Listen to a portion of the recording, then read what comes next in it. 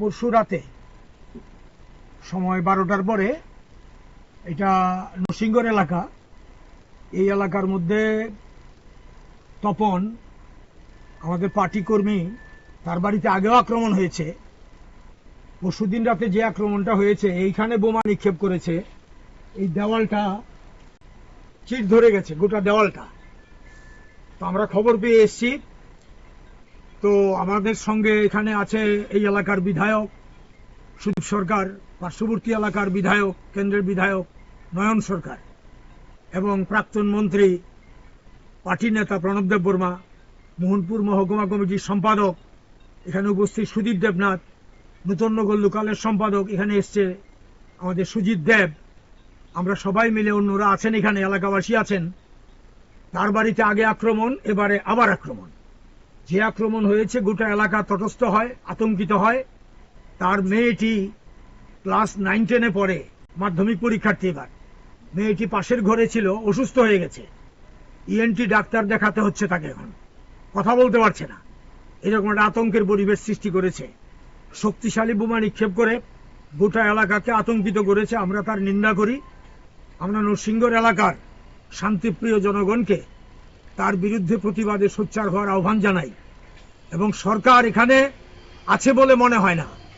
পুলিশকে বারবার বলার পরেও সঙ্গে সঙ্গে আসেনি, পরে এসছে পুলিশ। এখন পর্যন্ত অপরাধী গ্রেপ্তারের কোনো আমাদের কাছে খবর নেই, করেনি একজনকেও গ্রেপ্তার। কি করে চলবে?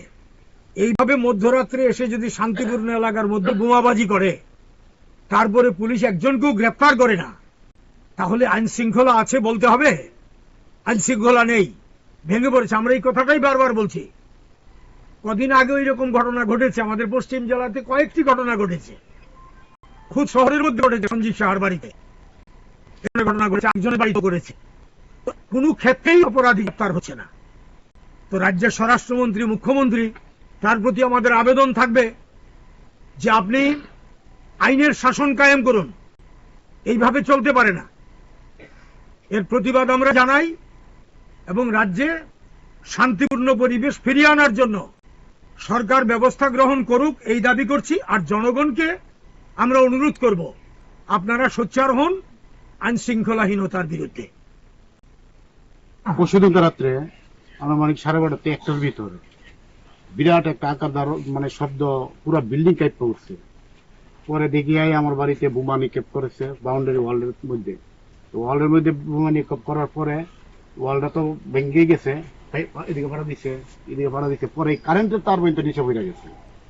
একটা ঘরের মধ্যে কারেন্টের লগলো গেছে, একটা আতঙ্কের পরিচয়। আমার মেয়ে কিন্তু ডরাইয়া, মানে কেমন একটা পরিবেশ হয়েছে, আমি কেমনে খুব মহিলা বুটে করতাম না। পরে আমি খুব ঘুরে উড়ি বাইতে, আমার মিসেস গড়তে বাইরে দিছে না, আমার বাইরেও না, কারেন্টও গেছে, তুমি গড়তে বাইরেও না। পরে সকালবেলা দিয়ে এই অবস্থা। গত পরশু রাতে সময় 12টার পরে এটা নরসিংগড় এলাকা। এই এলাকার মধ্যে তপন আমাদের পার্টি কর্মী, তার বাড়িতে আগেও আক্রমণ হয়েছে। পরশুদিন রাতে যে আক্রমণটা হয়েছে এইখানে বোমা নিক্ষেপ করেছে, এই দেওয়ালটা চির ধরে গেছে, গোটা দেওয়ালটা। তো আমরা খবর পেয়েছি। তো আমার সঙ্গে এখানে আছে এলাকার বিধায়ক সুদীপ সরকার, পার্শ্ববর্তী এলাকার বিধায়ক, কেন্দ্রের বিধায়ক নয়ন সরকার, এবং প্রাক্তন মন্ত্রী পার্টির নেতা প্রণব দেববর্মা, মোহনপুর মহকুমা কমিটির সম্পাদক এখানে উপস্থিত সুদীপ দেবনাথ, নূতননগর লোকালের সম্পাদক এখানে এসছে আমাদের সুজিত দেব। আমরা সবাই মিলে, অন্যরা আছেন এখানে, এলাকাবাসী আছেন। তার বাড়িতে আগে আক্রমণ, এবারে আবার আক্রমণ। যে আক্রমণ হয়েছে গোটা এলাকা তটস্থ হয়, আতঙ্কিত হয়। তার মেয়েটি ক্লাস 9-10-এ পড়ে, মাধ্যমিক পরীক্ষার্থী। এবার মেয়েটি পাশের ঘরে ছিল, অসুস্থ হয়ে গেছে। ইএনটি ডাক্তার দেখাতে হচ্ছে তাকে, এখন কথা বলতে পারছে না। এরকম একটা আতঙ্কের পরিবেশ সৃষ্টি করেছে। শক্তিশালী বোমা নিক্ষেপ করে গোটা এলাকাকে আতঙ্কিত করেছে। আমরা তার নিন্দা করি। আমরা নরসিংগড় এলাকার শান্তিপ্রিয় জনগণকে তার বিরুদ্ধে প্রতিবাদে সোচ্চার হওয়ার আহ্বান জানাই। এবং সরকার এখানে আছে বলে মনে হয় না। পুলিশকে বারবার বলার পরেও সঙ্গে সঙ্গে আসেনি, পরে এসছে পুলিশ। এখন পর্যন্ত অপরাধী গ্রেপ্তারের কোনো আমাদের কাছে খবর নেই, করেনি একজনকেও গ্রেপ্তার।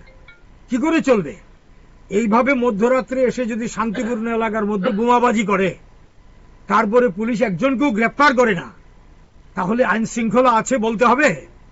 আইন শৃঙ্খলা নেই, ভেঙে পড়েছে। আমরা এই কথাটাই বারবার বলছি।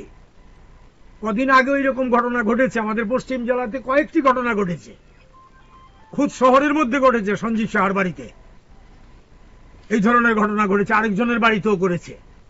তো কোনো ক্ষেত্রেই অপরাধী গ্রেপ্তার হচ্ছে না। তো রাজ্যের স্বরাষ্ট্রমন্ত্রী, মুখ্যমন্ত্রী, তার প্রতি আমাদের আবেদন থাকবে যে আপনি আইনের শাসন কায়েম করুন। এইভাবে চলতে পারে না। এর প্রতিবাদ আমরা জানাই এবং রাজ্যে শান্তিপূর্ণ পরিবেশ ফিরিয়ে আনার জন্য সরকার ব্যবস্থা গ্রহণ করুক, এই দাবি করছি। আর জনগণকে আমরা অনুরোধ করব, আপনারা সোচ্চার হন আইন শৃঙ্খলাহীনতার বিরুদ্ধে।